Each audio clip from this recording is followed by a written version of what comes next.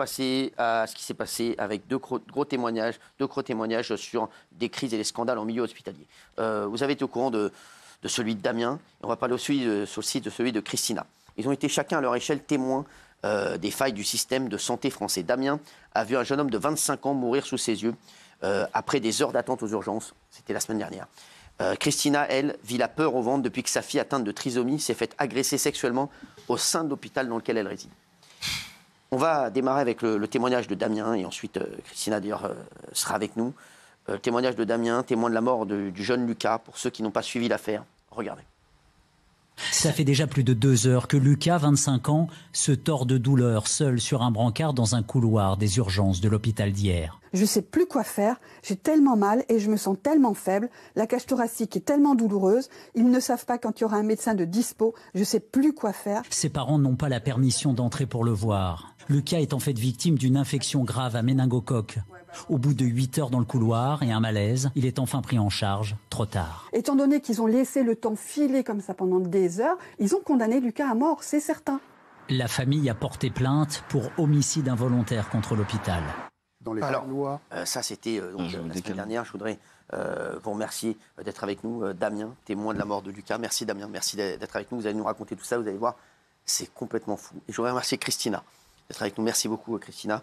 Vous êtes la maman d'une jeune femme atteinte de trisomie 21 qui ne parle plus depuis 1 an et qui souffre de troubles neurocognitifs de type Alzheimer. Depuis plusieurs mois, elle vit la boule au ventre. Votre fille s'est fait agresser sexuellement au sein de l'hôpital dans lequel elle réside. Regardez. La victime est une femme de 50 ans, trisomique, malade d'Alzheimer et qui a perdu l'usage de la parole. Fin juillet, elle est agressée sexuellement dans sa chambre par un autre patient surpris en flagrant délit par une aide-soignante. Mais au final, la direction n'a jamais saisi la justice. Le médecin du patient mis en cause affirme qu'il y a déjà eu des soupçons sur ce malade atteint de troubles psychiatriques. Damien, excusez-moi, c'est vous Damien. Ouais, oui. Damien qui était aux urgences et vous êtes donc l'avocat de Christina, maître Alexandre Laubry. Merci Christina d'être avec nous. Christina, vous êtes la maman d'Alina, une femme atteinte de trisomie à l'hôpital qui a été violée. À l'hôpital, elle ne parle plus depuis 1 an, elle souffre de troubles neurocognitifs de type Alzheimer. En juillet dernier, elle s'est faite agresser sexuellement. Vous allez nous raconter tout ça. Et on a maître Alexandre Laubry, donc avocat de Christina, qui va nous dire où ça en est, parce que c'est quand même incroyable. Écoutez ce deuxième témoignage de Christina. Merci en tout cas d'être avec nous. Vous avez porté plainte pour viol sur personnes vulnérables ainsi que pour non-assistance à personne en danger. On va dire où ça en est aujourd'hui. Qu'est-ce qui s'est passé pour votre fille? C'était le 27 juillet dernier. Oui. Le 27 juillet, j'étais encore en cure thermale où j'amène mon mari qui est beaucoup plus âgé et très très malade. Et le 28 juillet, on est rentré le 29. J'ai reçu un appel du médecin traitant qui me dit elle a vu donc votre fille sur son lit dénudée, la couche enlevée complètement. Alors une aide-soignante a retrouvé donc un homme, le pantalon baissé, dans le lit de votre fille, à qui on avait enlevé sa couche. Et donc, il avait enlevé complètement le pantalon. Et oui. Donc il était allongé sur elle, les têtes visage contre visage. Elle a eu peur, elle s'est mise à crier et elle est repartie en courant, référer ça au médecin. La personne était debout à côté de lit, toujours nue. Elle a fait prendre ses affaires, rentrer dans sa chambre qui est à 3 chambres plus loin de la chambre de ma fille, sur le même couloir. Pour maître Alexandre Laubry, donc l'agresseur présumé n'a pas été entendu par la justice. Il est interné en psychiatrie depuis de nombreuses années.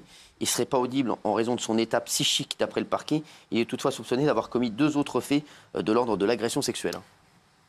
Alors, en qualité d'avocat de la victime et de la famille, ce que je peux vous dire, c'est que nous sommes confrontés à une affaire dramatique et révoltante. Dramatique, je le rappelle, il y a eu une agression sexuelle à l'encontre d'une personne vulnérable au sein d'un hôpital. Généralement, dans un hôpital, on y va pour être soigné, pas pour être agressé. Et révoltante au regard du positionnement de la PHP, qui interroge. Pourquoi? Puisque le 27 juillet, il y a une agression sexuelle. la PHP informe la mère de ma cliente le 2 août. Le 23 août 2023, il y a une réunion entre la direction hospitalière et la mère de ma cliente, où on explique, durant cette réunion, que il est vrai, les faits peuvent être constitués d'agression sexuelle. On explique que cette personne, ce suspect, a des antécédents d'agression sexuelle et de viol, mais on nous explique également qu'il a toute sa tête. Oui. Qu'il a toute sa tête. Et entre-temps, aucun signalement n'a été fait auprès de l'ARS, auprès du procureur. Il a fallu que nous portions plainte le 24 octobre 2023, puis le 5 décembre 2023 pour viol et non-assistance à personne en danger. Et la PHP, aujourd'hui, son positionnement, c'est qu'ils n'ont pas fait ce signalement puisqu'il y a une plainte. En l'occurrence, la plainte, elle a eu lieu plus de 4 mois après. Alors, il n'y a aucune obligation de séparer Christina de cet individu? Ou il y en a? Mais il y a une obligation au regard du délit de non-assistance à personne en danger. Aujourd'hui, la PHP a connaissance des faits et aujourd'hui, la mère de ma cliente est amenée à recroiser le suspect, à recroiser l'agresseur. Et la PHP le dit clairement, elle l'a dit, qu'elle a proposé soi-disant un transfert, ce qui est faux. Alors, on demande à la victime d'être éloignée et non à l'agresseur. C'est une aberration. C'est une aberration, une fois de plus, encore une aberration. Cyril, est-ce que je peux me permettre, excusez-moi, depuis le 2 août, tous les jours en venant chez ma fille, à chaque fois, soit à l'aller, soit au retour, soit quand je la sortais sur sa chaise roulante, je le croisais à un moment donné. Chaque jour. J'ai même eu des journées, je l'ai dit aux avocats, je l'ai dit à tout le monde, j'ai eu des journées où j'arrivais aux portes, à la grille de l'hôpital, où il faut sonner pour qu'on t'ouvre. Et déjà, à travers, je le voyais assis dans la cour, un temps de lire ou de rigoler avec ses amis.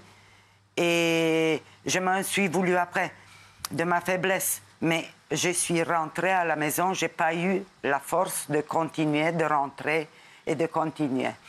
Plusieurs jours, ça m'est arrivé dans ces mois-ci. La dernière fois, Cyril, je l'ai vu, et comble. C'était le 24 janvier, donc c'était mercredi dernier. Je suis allée chercher ma fille pour l'amener dans un centre, bref, d'accueil de jour. Et avec les portes de l'ascenseur s'ouvrent, et là je donne face à face avec ce monsieur, très chic parce que c'est un narcissiste. Il est toujours en costume à l'hôpital. Pendant tout ce temps, des années, ça fait plus de 2 ans que je le connais. Ces costumes, il manque la cravate. Costume complet, chaussures normales, jamais du tennis. Le 24, il était un par-dessus beige avec le journal sous le bras et la poubelle. Une poubelle. Dans la main droite qu'il est allé poser dans le bac. C'est une personne autonome qui a toute sa tête, qui parle très bien, qui part en vacances avec sa femme, bien sûr, qui a une vie autonome. Il n'a pas besoin de soins sur les feuilles qu'ils ont à l'hôpital tous les matins où c'est marqué quel infirmier fait quelle chambre le réveil. Sonne, non, il est rayé. J'ai demandé pourquoi. On m'a dit, mais parce qu'il n'a pas besoin. Il n'a pas besoin d'être aidé à manger, il ne porte pas des couches, bien entendu. Il n'est pas en chaise roulante, bien entendu. Et il est libre de tous ses gestes et des mouvements. Et quand il est sorti, il s'est permis de nous jeter un bonjour, messieurs, dames. Merci. Voilà. Merci, Christina. Juste, Maître Lobry, qu'est-ce que vous attendez de la justice? Alors, ce qu'on constate aujourd'hui, c'est que la PHP n'a pas pris les mesures nécessaires. Aujourd'hui, l'agresseur, il est voisin de chambre de la victime. Et aujourd'hui, ce qu'on attend de la justice, c'est qu'elle accélère. Puisque ce suspect n'a jamais été auditionné. On attend des expertises médicales de la part du parquet. Et aujourd'hui, l'enquête traîne. Il aurait fallu l'ouverture d'une information judiciaire pour aller plus vite, pour qu'un juge d'instruction soit saisi et qu'il puisse avoir les moyens nécessaires. L'enquête traîne et la PHP, elle n'est pas transparente. On ne sait pas si elle a fait les analyses gynécologiques. Aucune information, aucune transparence. Aujourd'hui, ma cliente, elle est livrée à elle-même. Et je le dis, ce suspect, ça se trouve qu'il a récidivé. C'est n'importe quoi. C'est n'importe quoi. On espère que le fait que vous soyez venu ici va faire boucher les choses. Nous espérons. Merci. Excuse-moi, je peux juste ajouter une chose. Oui.